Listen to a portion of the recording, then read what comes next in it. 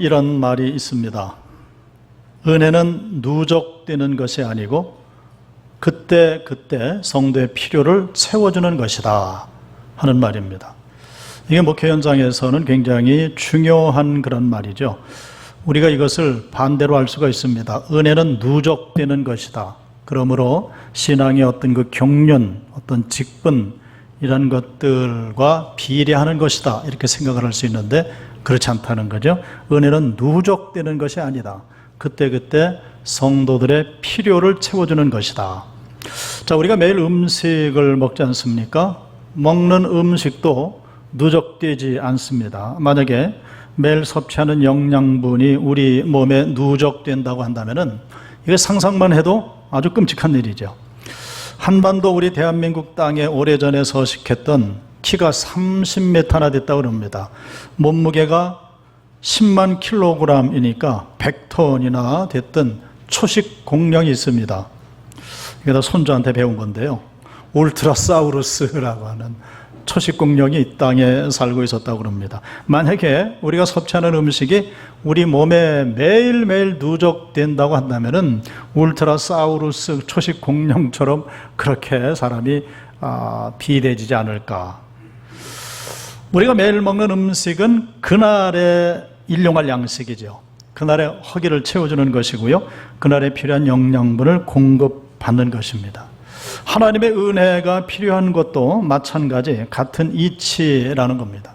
만일 하나님의 은혜가 누적되는 것이라고 한다면은 여러분들은 지금쯤 모두 다 신학 박사님이 되어 계셔야 하고요.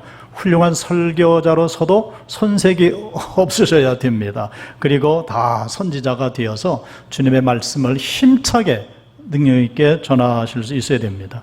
주일 예배뿐만이 아니고 수요일 새벽 기도까지 빠지지 않고 참석을 해서 수십 년 동안 고강도의 말씀을 섭취하셨다고 한다면은 지금쯤 성경 박사 학위를 몇 개쯤은 따실 수 있는 그런 분량의 훈련이 되지 않았을까. 그런데 보니까 그렇게까지 유식한 것처럼 보이는 분들이 잘 없습니다. 이건 농담입니다. 설교 말씀은 누적되는 것이 아니고 그날 주시는 영혼의 양식의 역할을 하는 것이라는 그런 말씀입니다. 그래서 여러분들이 신앙을 버리지 않고 오늘 여기까지 이 자리까지 나오셔서 예배를 드릴 수 있다는 이 사실은 그동안 하나님의 말씀이 하나님의 은혜가 헛되지 않았다라는 사실을 증명하고 있는 그런 모습이라는 겁니다. 자, 그럼에도 불구하고 저와 여러분들은 우리의 신앙의 발전, 우리 신앙의 성장의 어떤 증거 이런 것들을 보기를 원한다는 겁니다. 만일 수십 년 동안 신앙생활을 했는데도 불구하고 어떠한 발전이나 어떠한 성장의 증거가 나타나지 않는다면 이게 속상한 일이죠. 그리고 나타나지 않는다는 게 또 이게 기적입니다. 누구든지 사람을 볼 때 말이죠. 어떤 아이가 됐든지 몸이 자라는지 자라지 않는지 또 언어 구사 능력이 나이 먹을수록 느는지 늘지 않는지 그것은 쉽게 측정할 수가 있습니다. 결코 어려운 문제가 아닙니다. 자, 그런데 우리 신앙의 성장의 문제는 그것과 다르다는 거죠. 우리 신앙이 성장하는지 하지 않는지 이걸 어떻게 알 수가 있겠는가. 이게 참 중요한 문제인데 사실은 성장 여부를 측정하기가 참 쉽지 않다 하는 겁니다. 세상에서 그런 말을 합니다. 서당계 3년이면 풍어를 읊는다 하는데요. 교회를 좀 몇 년 다니면 그리고 직분도 받고 또 오늘 특별히 항존직 수련 주일인데요. 항존직이 되면 더더욱 신앙이 성숙되고 성장한 증거가 되는 것인가. 직분을 받은 그 자체가 그만큼 신앙이 성숙해졌다는 그런 증거인가. 그렇다고 한다면은 이것은 굉장히 할렐루야죠. 이건 할렐루야입니다. 자, 오늘 항존직 수련 주일인데요. 그래서 이런 말씀을 나누려고 그럽니다. 자, 신앙이 성장하는지 성장하지 않는지. 제가 지금 말씀드릴 세 가지 관점에서 우리는 알 수가 있습니다. 첫째는 남이 보는 관점이 있습니다. 두 번째는 내 자신이 보는 관점이 있습니다. 세 번째는 하나님이 보시는 관점이 있습니다. 자, 먼저 남이 보는 관점입니다. 우리가 자녀를 키운다거나 혹은 손주들을 이렇게 키우다가 그 아이가 성장했다 하는 그 사실은 깨닫는 것이 점이 있습니다. 깜짝 놀라게 되죠.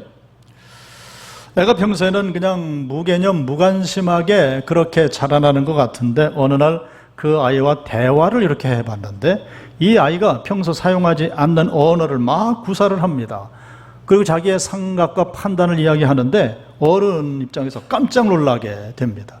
그만큼 성숙해졌다는 거죠. 그러면은 부모님이 또 할아버지 할머니가 그 아이들을 내려다보면서 얼마나 대견하게 여기시는지. 저도 손주가 저희 집에 오면 일단 제일 먼저 데리고 가서 저희 그 안방 들어가는 문에 딱 세웁니다. 그 키를 딱 잽니다. 거기다가 스티커를 딱 붙입니다. 2020년 8월 23일. 그 밑에는 쭉 올 때마다 그 체크한 게 있습니다. 보면 키가 이만큼 자랐구나. 이걸 보면서 대견해 할 때가 있는데요. 자, 고린도전서 13장 11절의 말씀입니다. 내가 어렸을 때에는 말하는 것이 어린아이와 같고 깨닫는 것이 어린아이와 같고 생각하는 것이 어린아이와 같다가 장성한 사람이 되어서는 어린아이의 일을 버렸노라. 아멘. 사도 바울 이렇게 말씀을 하시죠.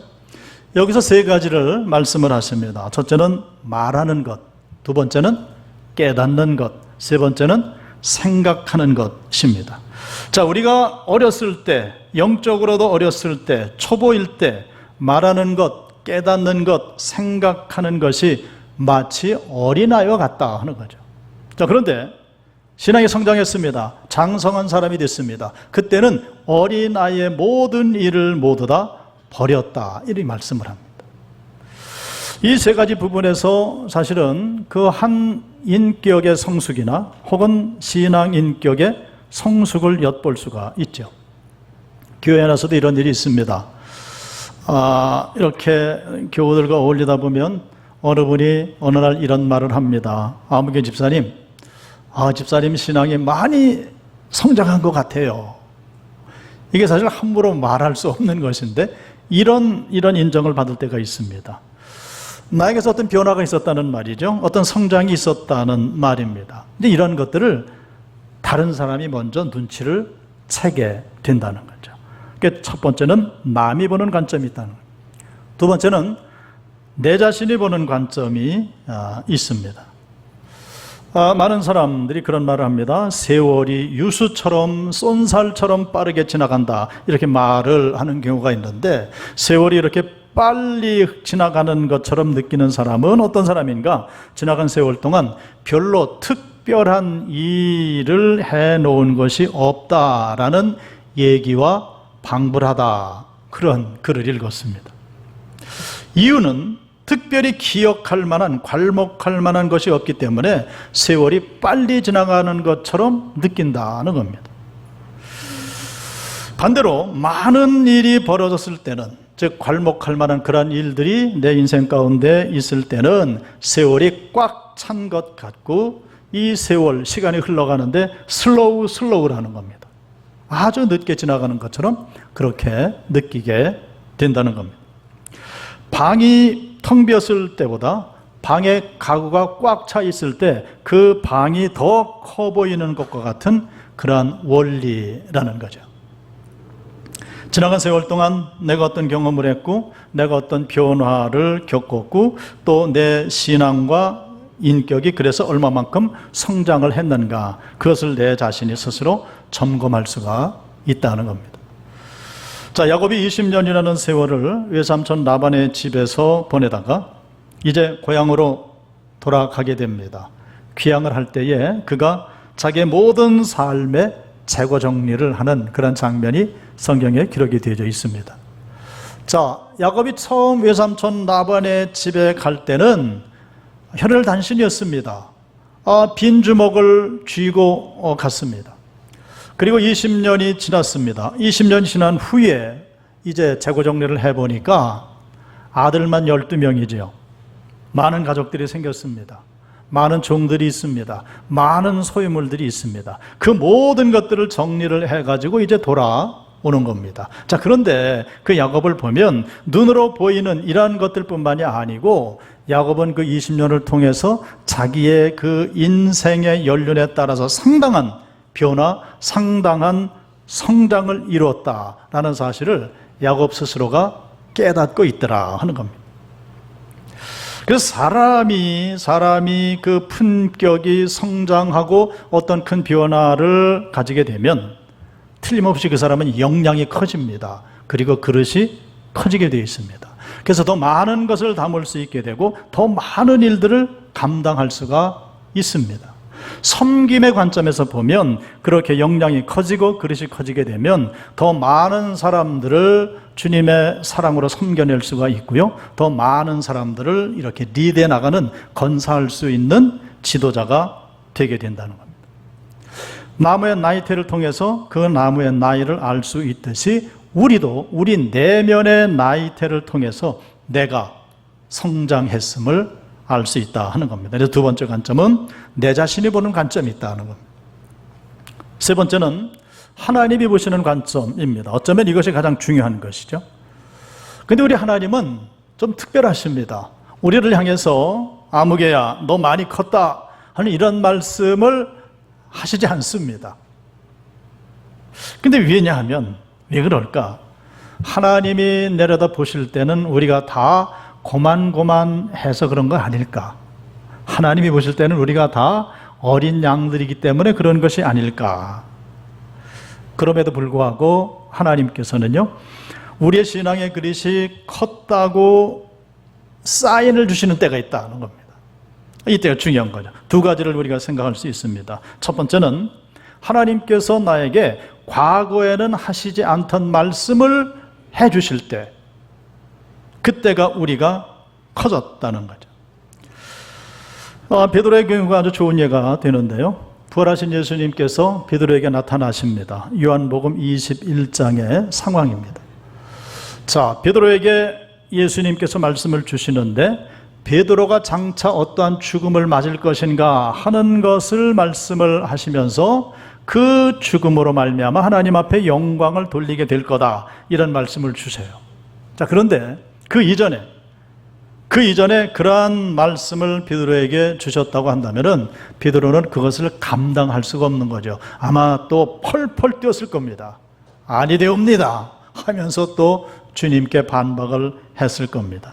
그런데 그 이전에 하시지 않던 말씀을 베드로에게 주시고 베드로가 컸다는 것을 주님 인정하실 때에 베드로가 아무 말도 하지 않습니다. 아멘으로 받아들이는 그런 모습을 봅니다. 자, 두 번째 경우는 하나님께서 과거에는 맡기지 않던 일을 내게 맡기실 때, 그때 우리가 컸다 하는 것을 주님께서 인정하신다는 겁니다. 자, 모세가 나이 40대 되었을 때에 애굽의 궁정에 왕자로 있을 때에 이런 일이 있었죠. 나가보니까 이 애굽 관리들이 동족을 많이 괴롭힙니다. 그것을 보다 못해서 괴롭히는 애굽 관리를 쳐 죽이는 그런 모습이 있습니다. 자, 그러한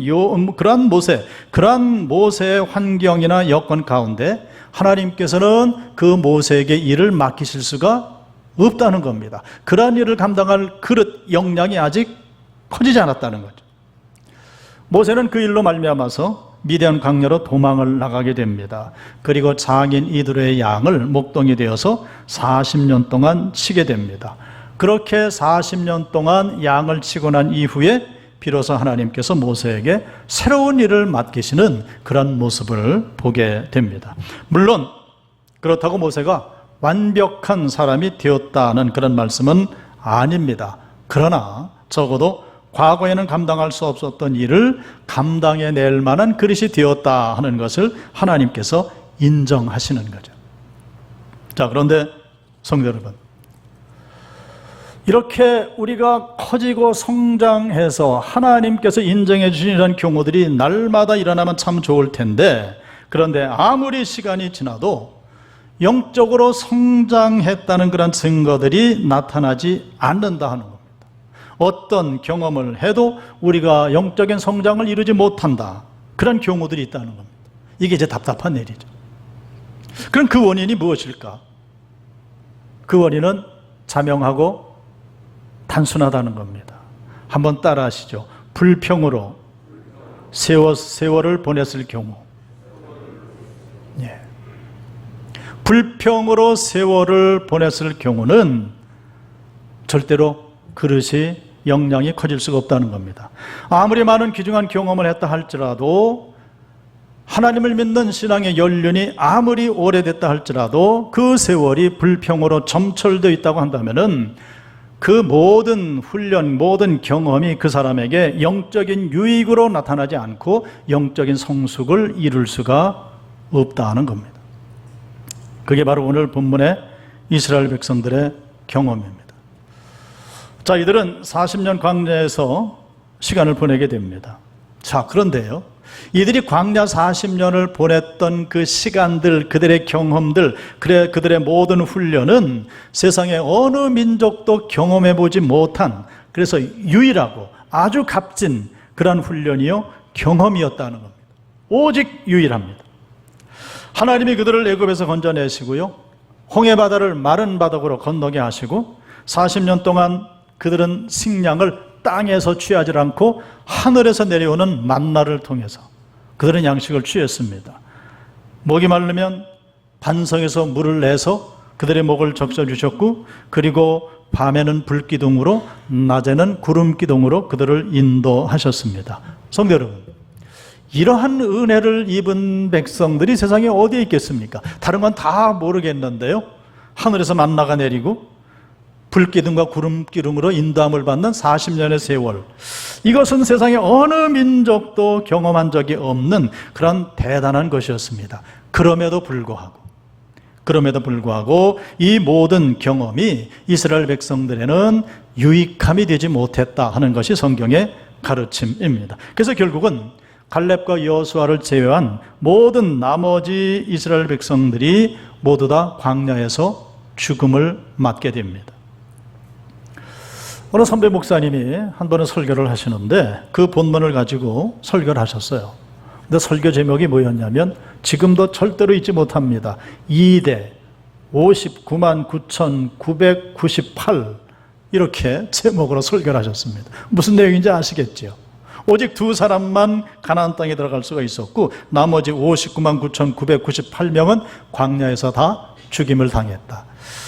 제가 이거 계산을 해봤습니다. 도대체 얼마나 죽었는가. 1년에 15,000명이 죽는 건데요, 15,000명이 하루에 41명이 죽습니다. 그래서 이들을 날마다 장례 지내는 것만 하면서 광야를 가는 겁니다. 40여 명의 장례를 치러야 되니까요, 날마다. 그런 세월을 이들이 보냈다는 겁니다. 왜 이러한 불행한 결과를 맞을 수밖에 없었는가? 오늘 본문에 나오는 원망과 불평의 삶의 패턴이 40년 동안 계속됐기 때문이다. 그러니까 날만 새면 불평하고 날만 새면 원망하고 살았던 백성들이 이스라엘 백성들이었습니다. 자, 오늘 본문 2절로 3절 말씀을 보십니다. 백성이 모세와 다투어 이르되 우리에게 물을 주어 마시게 하라. 모세가 그들에게 이르되 너희가 어찌하여 나와 다투느냐? 너희가 어찌하여 여호와를 시험하느냐? 거기서 백성이 목이 말라 물을 찾으매 그들이 모세에게 대하여 원망하여 이르되. 아멘. 자, 그들이 모세에게 원망을 했다는 말은 성경이 그러죠. 모세에게만 원망한 것이 아니고 모세가 말을 합니다. 너희가 어찌하여 여호와를 시험하느냐? 결국은 하나님을 원망했다는 그런 말씀이라는 겁니다. 왜냐하면 하나님께서 모세를 통해서 이 백성들을 건져내셨기 때문에 사실은 모세가 한 것이 아니고 하나님이 하셨잖아요. 그러므로 이들이 원망하는 것은 모세를 통해 하나님에게 하고 있는 원망이라 하는 겁니다. 그러니까 모세에게 원망을 했다는 말은 하나님을 원망했다는 그런 말이고, 그 말은 곧 40년을 계속 이렇게 불평을 일삼는 삶을 살았다 하는 증거라는 겁니다. 여러분들도 모두 삶의 스타일이 있지요. 라이프 스타일이 있습니다. 아침에 눈을 뜨면 블랙 커피를 한 잔 마시고 빵 조각을 하나 먹고 그리고 샤워를 하고 하루를 시작하고 넥타이를 무엇을 고를 것인가 이렇게 해서 하루를 이렇게 살아가는, 예를 들면 라이프 스타일이 있습니다. 자, 그런데 이스라엘 백성들의 라이프 스타일은 어떻습니까? 불평, 원망으로 날마다 점철된 그러한 삶이었다는 겁니다. 자, 오늘 본문 4절 말씀을 보십니다. 모세가 여호와께 부르짖어 이르되 내가 이 백성에게 어떻게 하리이까?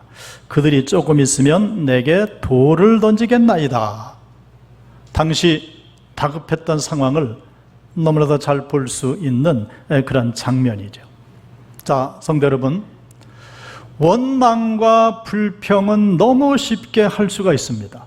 우리 자신도 모르는 사이에 마구 터져 나오는 것입니다. 그래서 적어도 예수 믿어 구원받은 하나님의 백성들이라고 한다면은 신앙생활에 있어서 가장 조심해야 될 게 무엇인가? 원망과 불평이라는 거예요. 원망과 불평.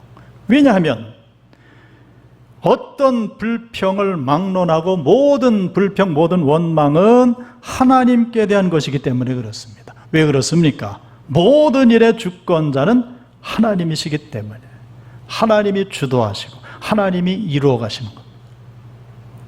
자, 고린도전서 10장 10절로 11절입니다.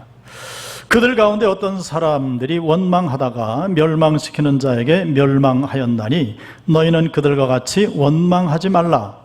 그들에게 일어난 이런 일은 본보기가 되고 또한 말세를 만난 우리를 깨우치기 위하여 기록되었느니라. 이렇게 사도 바울은 주석을 하고 있습니다.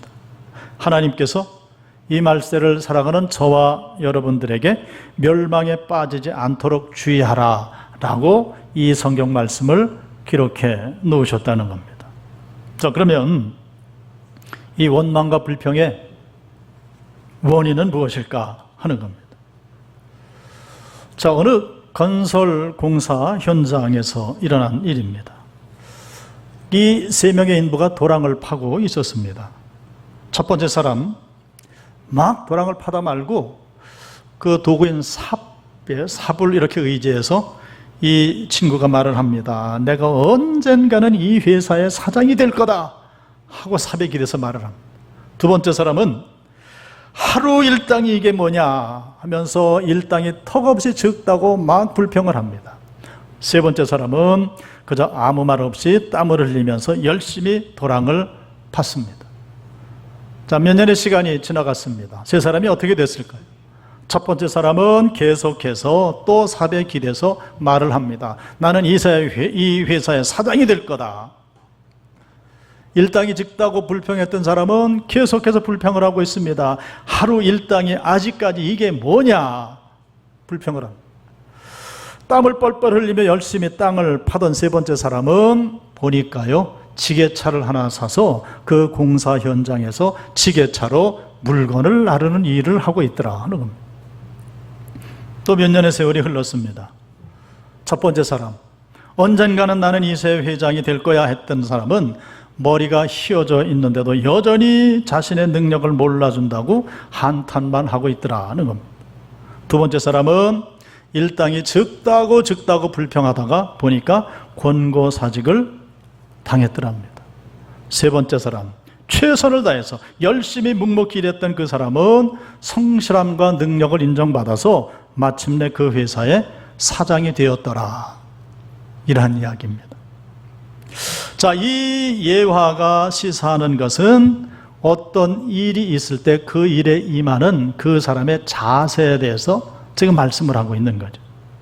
자, 이야기에 등장하는 앞에 두 사람은 자신의 처지에 대한 불만을 토로했습니다. 자, 그런데 세 번째 사람은 주어진 일의 현장에서 자기의 삶을 개척하고자, 자기의 삶을 좀 나은 것으로 개선하고자 하는 그런 의지가 아주 강렬했음을 우리에게 보여주고 있습니다.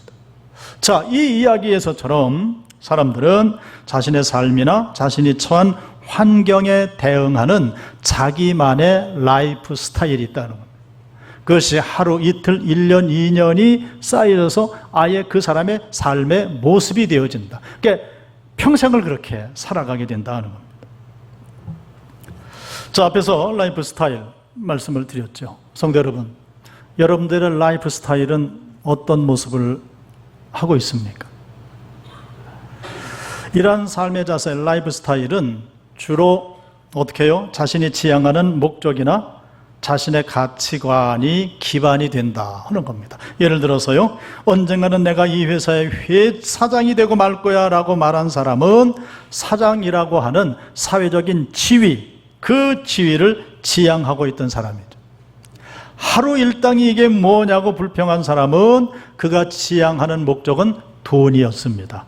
그런데 성실하게 묵묵히 일한 사람은 일에 대한 성실한 가치관에 기반을 두고 있었다 하는 겁니다.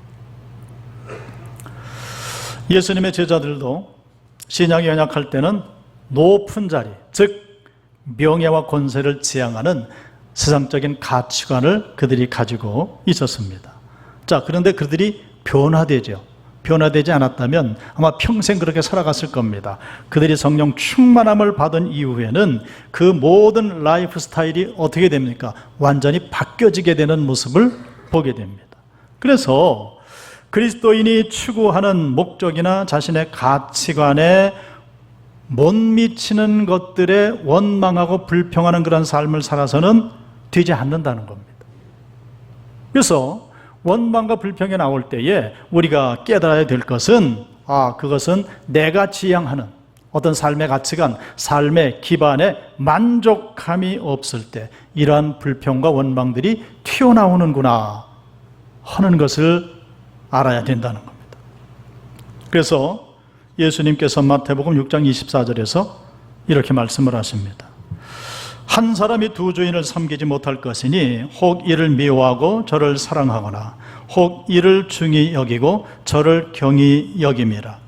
너희가 하나님과 재물을 겸하여 섬기지 못하느니라. 아멘. 자, 이것은 그리스도인이 지향하는 삶의 목적, 신앙의 목적이 동시에 두 방향, 즉 하나님과 세상을 향할 수는 없다는 겁니다. 둘 중에 하나를 결국은 택하게 된다. 성경에서 불평과 원망을 가장 사실적으로 표현한 것이 바로 출애굽 때의 이스라엘 백성들인 거죠. 자, 오늘 본문의 7절 말씀을 보십니다.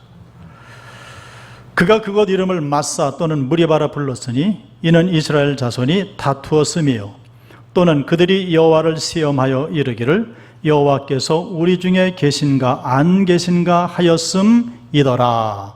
아멘. 이들은 40년 동안 광야 생활을 하면서 원망과 불평으로 일관했습니다. 자, 이들이 불평하고 원망했던 이유는 이제 자명하죠. 자신들이 원하는 것을 하나님께서 만족시켜주지 못한다 했을 때 원망과 불평이 일어나는 겁니다. 그러니까 이들은 하나님의 약속을 믿은 것이 아니고 자신들의 세상적인 목적, 세상적인 가치관의 만족이 하나님의 약속보다 먼저였다는 거죠. 결국 어떻게 됩니까? 불신앙으로 흘러가는 겁니다. 하나님의 존재 여부를 의심하게 되는 백성들로 전락하게 되고 불순종의 불신앙의 백성들이 되고 말았습니다. 자, 그런데 여기서 우리가 한번 살펴봅니다. 이런 원망과 불평을 우리가 평소에는 잘 하지 않습니다. 더구나 하나님 앞에 나와서 하나님을 향해서 잘 하지를 않습니다. 그러나 허심탄회하게 대화를 나눌 수 있는 친한 친구들에게는 하는 경우들이 있습니다. 그리고 술 취해서 정신이 없으면 그런 말을 또 하게 된다는 겁니다. 그런데 사실은 그 모든 원망과 불평은 누구를 향하고 있다고요? 하나님을 향하고 있다는 겁니다. 하나님을 향하고 있다. 이스라엘 백성들이 출애굽하기를 원치 않았다고 불평한 것처럼 자신들의 삶에 대해서, 자신의 의무에 대해서, 자기 가진 십자가에 대해서 나는 애초부터 이것을 원치 않았다느니, 나는 이 일에 합당한 사람이 못 되느니 하는 말들을 하나님께 하는 것이라는 거죠. 그런데 여기 아주 희한한 일이 있습니다. 자, 이스라엘 백성들에게 원망하고 불평을 합니다. 애굽에 있는 게 더 좋았다고 얘기를 합니다. 그때 그들에게 묻는 겁니다. 그러면은 너희들이 그 모든 광야의 짐을 벗기를 원하느냐? 그 짐을 덜기를 원하느냐? 그럼 뭐라고 대답을 하겠어요? 아니라고 그런다는 겁니다. 즉 너희들이 다시 애굽으로 돌아가겠느냐라고 물을 때에 이들이 그것은 싫다라고 대답을 한다는 겁니다. 이게 희한한 일이죠. 자, 오늘 본문의 7절 하반절을 제가 읽습니다. 그들이 여호와를 시험하여 이르기를 여호와께서 우리 중에 계신가 안 계신가 하였음이더라. 이렇게 되어 있습니다. 그런데 이들이 하나님을 의심한다는 겁니다. 애굽으로 다시 돌아가기를 원치는 않습니다. 나에게 주신 모든 직분과 사명을 내려놓겠다고 하는 것은 아닙니다. 그런데 어디까지 가요? 하나님을 의심을 하게 된다는 겁니다. 하나님이 계신가 안 계신가? 하나님의 존재 여부를 의심합니다.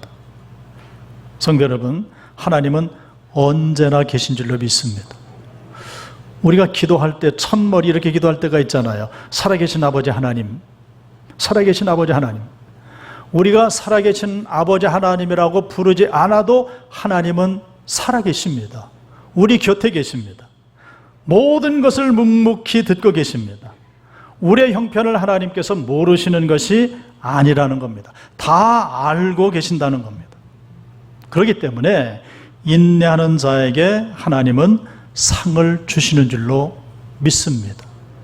아까 예화 들었던 세 번째 사람입니다. 그에게 왜 고통이 없습니까? 그에게 왜 아픔이 없습니까? 그에게 왜 불평 원망이 없겠습니까? 그러나 인내하면서 그 모든 것들을 감당하는 겁니다. 자기의 십자가를 지고 주님을 따르는 겁니다. 우리 찬송하잖아요. 내가 맡은 일 성실히 행할 때에 주님 앞에서 상 받으리. 주가 베푸신 은혜를 감사하며, 그 다음에요, 너 십자가 지고 가라. 즐거운 마음으로 십자가 지고 가라. 다 같이요. 내가 기쁘게 십자가 지고 가면 슬픈 마음이 위로받네. 할렐루야. 성도 여러분, 어차피 져야 될 십자가라면 즐거운 마음으로 지고 가야 그것이 나에게 복이 된다, 유익함이 된다는 겁니다.